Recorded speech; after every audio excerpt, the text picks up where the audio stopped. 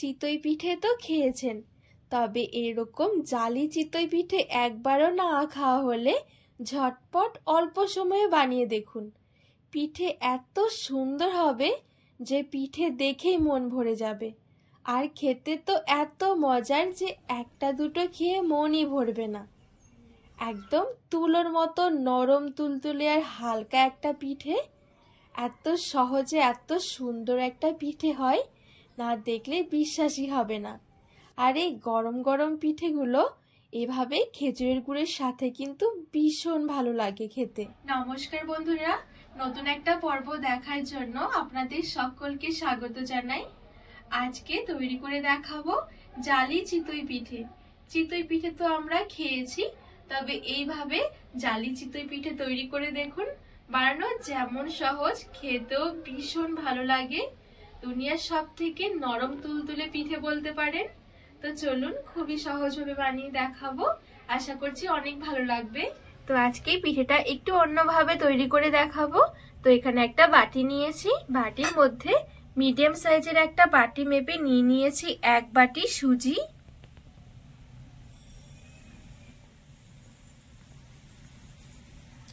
আর অবশ্যই করে সুজিটা একটা ছোট বাটি মেপে নিয়ে নেবেন, তাহলে পরের মাপগুলো দিতে সুবিধা হবে।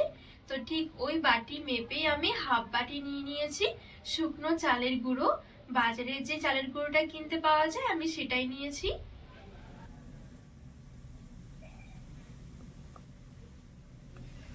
আর এখানে নিয়েছি 1 টেবিল চামচ ইস্ট। এই ইস্টটা কিন্তু যে কোনো মুদিখানার দোকানে পেয়ে যাবেন। তো এখানে 4 টেবিল চামচের ঠিক 1 টেবিল চামচ নিয়েছি। সামান্য নিয়েছি লবণ। এবারে শুকনো জিনিসগুলো একটু মিশিয়ে নেব। এইবারে এইদিকে নিয়েছি আমি হালকা কুসুম গরম জল। জলটা কিন্তু খুব বেশি গরম হবে না, এই দেখুন আঙ্গুলটা ডোবালে কিন্তু রাখা যাচ্ছে, ঠিক এরকমই কিন্তু কুসুম গরম হতে হবে। এবারে ঠিক এই যে বাটি মেপে আমি সুজিটা নিয়েছিলাম, এই বাটি মেপে দিয়ে দেব 2 বাটি জল।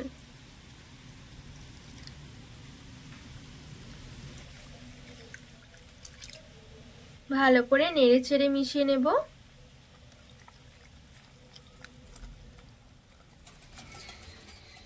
তো এখানে আমি 2 বাটি জল দিয়ে একটু ভালো করে মিশিয়ে নিয়েছি। এবারে এইদিকে একটা মিক্সি জার নিয়েছি। এবারে মিক্সি জারের মধ্যে এই গোলাটা নিয়ে নেব।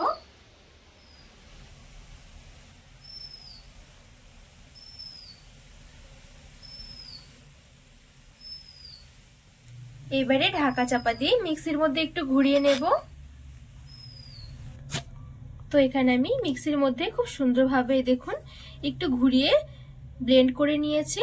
আর যখন ব্লেন্ড করা হয়ে যাবে তখন দেখবেন সুজির যে একটা দানা দানা ভাব সেটা একদমই থাকবে না, আর এরকম একদমই আঠালো হয়ে যাবে। এবারে একটা বাটির মধ্যে ঢেলে নেব।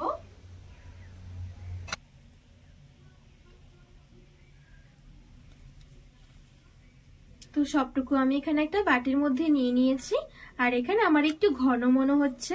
এবারে ঠিক ওই বাটি মেপে আমি আরো হাফ বাটি দিয়ে দেব জল। ভালো করে মিশিয়ে নেব। তো আরো এই হাফ বাটি জলটা দিয়েও খুব ভালোভাবে মিশিয়ে নিয়েছি। খুব বেশি একটা ঘন হবে না, একটু পাতলা হবে এই গোলাটা। এবারে এই পর্যায়ে দিয়ে দেব হাফ টেবিল চামচ বেকিং পাউডার। বেকিং পাউডারটা সবার শেষেই দিতে হবে। ভালো করে মিশিয়ে নেব।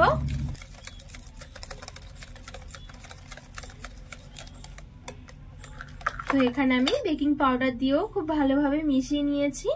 আর এই দেখুন, আর এখন ঠিক এরকম রয়েছে, না খুব বেশি ঘন না খুব বেশি একটা পাতলা। এবারে গ্যাস ধরিয়ে আমি এখানে একটা কড়াই বসিয়ে দিয়েছি। কড়াইটা একটু গরম করে নেব।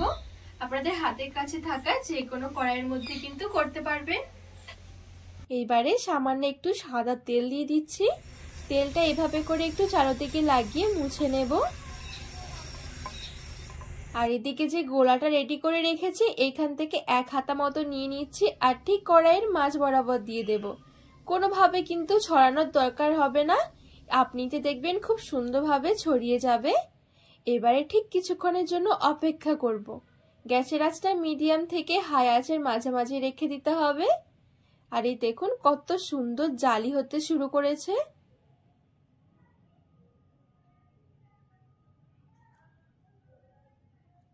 পিঠেগুলো হতে কিন্তু একদমই সময় লাগবে না, অল্প সময়ের মধ্যে হয়ে যাবে। এই দেখুন কত সুন্দর হয়েছে। ঠিক একইভাবে আরেকটা পিঠে তৈরি করে দেখাচ্ছি। অল্প একটু নিয়ে মাঝখানে আমি দিয়ে দিয়েছি। এইবারে গ্যাসের আঁচটা মিডিয়াম থেকে হাই আঁচের মাঝামাঝি রেখে কিছুক্ষণ অপেক্ষা করব। কিছুক্ষণের মধ্যে কিন্তু পিঠেটা রেডি হয়ে যাবে। এই দেখুন কত সুন্দর জালি হতে শুরু করেছে। তো এইদিকে এই পিঠেটাও কিন্তু খুব সুন্দরভাবে আমার রেডি হয়ে গেছে। তো বাদ বাকি চিতই পিঠেগুলো আমি ঠিক একইভাবে রেডি করে নেব। আর গ্যাসের আঁচটা কিন্তু মিডিয়াম থেকে হাই আঁচের মাঝামাঝি রাখতে হবে।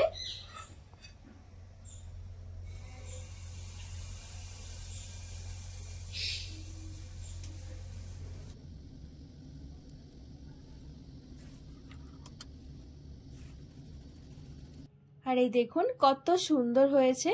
প্রত্যেকটা পিঠে এত সুন্দর জালিদার হবে যে দেখে মন ভরে যাবে। তো ঠিক এইভাবে করে আমি সবগুলো পিঠেই রেডি করে নিয়েছি। খুব সহজে কিন্তু ঝটপট রেডি করে নিতে পারবেন একদমই অল্প সময়ের মধ্যে। আর এই পিঠেগুলো খেতে এত ভালো লাগে, না খেলে কিন্তু বুঝতেই পারবেন না। একদমই তুলোর মতো হালকা আর নরম তুলতুলে হবে পিঠেগুলো। আর কত সুন্দর জালিদার হয়েছে দেখুন, নিচের দিকটাও কত সুন্দর হয়েছে। এই দেখুন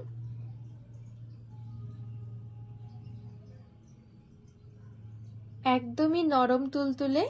আর এইভাবে করে কিন্তু এই পিঠেগুলো গরম গরম খেজুরের গুড় দিয়ে খেতে ভীষণ ভালো লাগে। তো বন্ধুরা, আজকে এই জালি চিতই পিঠে রেসিপি আপনাদের কেমন লেগেছে অবশ্যই কিন্তু কমেন্ট করে জানাবেন। আর রেসিপি ভালো লাগলে চ্যানেলটিকে সাবস্ক্রাইব করে পাশে থাকার অনুরোধ রইল।